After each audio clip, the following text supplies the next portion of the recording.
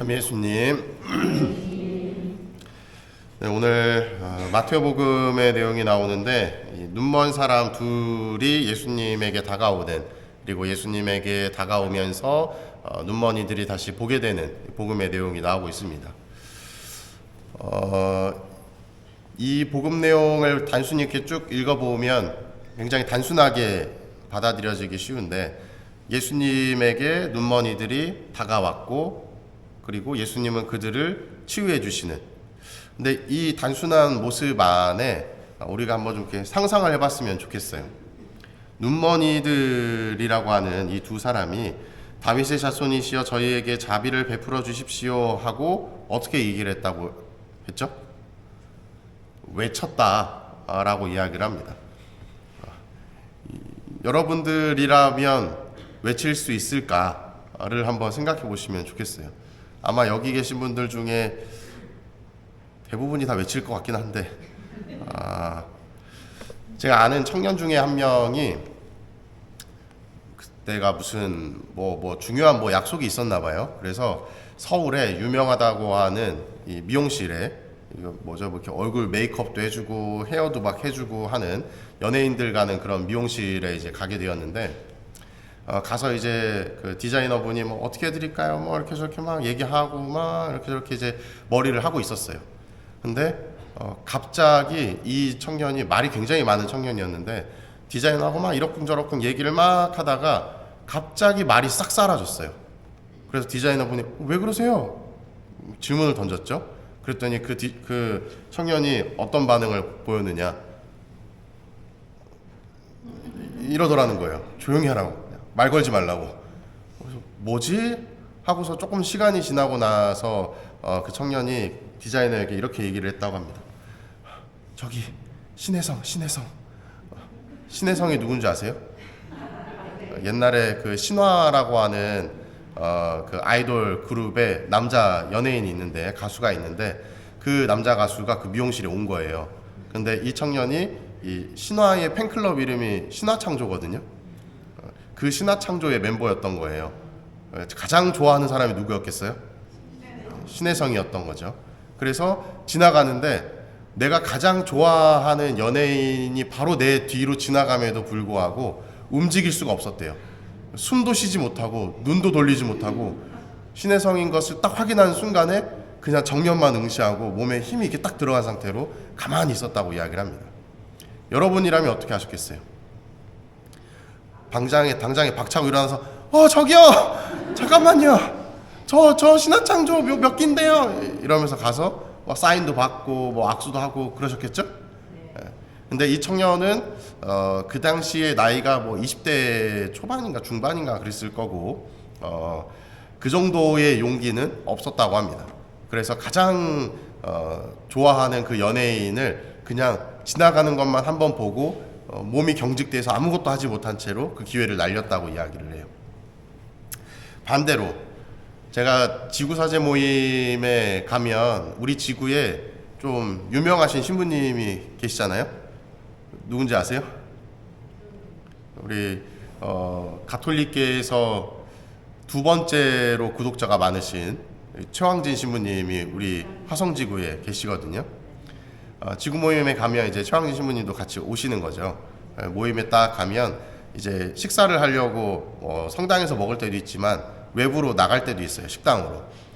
식당에 딱 나가서 밥을 다 이제 좀 약간 이제 그 룸은 아니지만 외진 데서 밥을 막 신부님들이 한 열 몇 분이 식사를 딱 하시고 나오려고 하는데, 갑자기 어떤 자매님이 신부님 부르시는 거죠.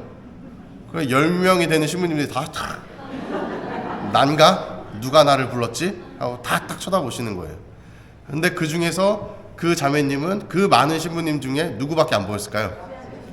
최황진 신부님만 보이신 거죠.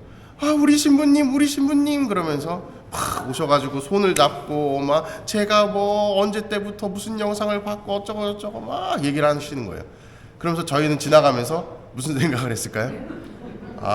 유난이다 이러면서 이렇게 쓱 지나갔는데, 그 자매님이 최황진 신부님을 만나고 나서 손을 잡고 같이 이야기할 수 있었던 가장 결정적인 이유가 있다면 뭘까요? 용기가 있었기 때문이죠. 그냥 봤을 때 그냥 그런가 보다 하고서 지나갈 수도 있었겠지만, 내가 가장 좋아하는 그 신부님이 내 눈앞에 있을 때 다른 사람들의 신경을 쓰지 않고 뛰쳐나가서 신부님, 우리 신부님 하면서 손을 잡고 말을 걸고 그분을 쳐다볼 수 있는 이유는 그만큼의 용기가 있었기 때문에. 앞서 처음에 말씀드렸던 그 젊은 청년과 이 나이가 좀 있으신 자매님과의 차이에는 가장 결정적인 것이 뭐가 있다? 용기가 있다는 것이죠. 그리고 이 세월을 살아오시면서 아휴 뭐 남들 시선 신경 써봐야 뭐 무슨 의미가 있냐 하는 마음도 이제 연차가 이제 연륜이 좀 쌓이시면서 있었기 때문에 가능한 것이 아닐까. 여러분도 가능하실까요? 밖에서 돌아다니다가 저를 보면은 어이구 신부님 이러면서 오실 분 계세요? 그러지 마세요. 남들이 이상하게 봅니다.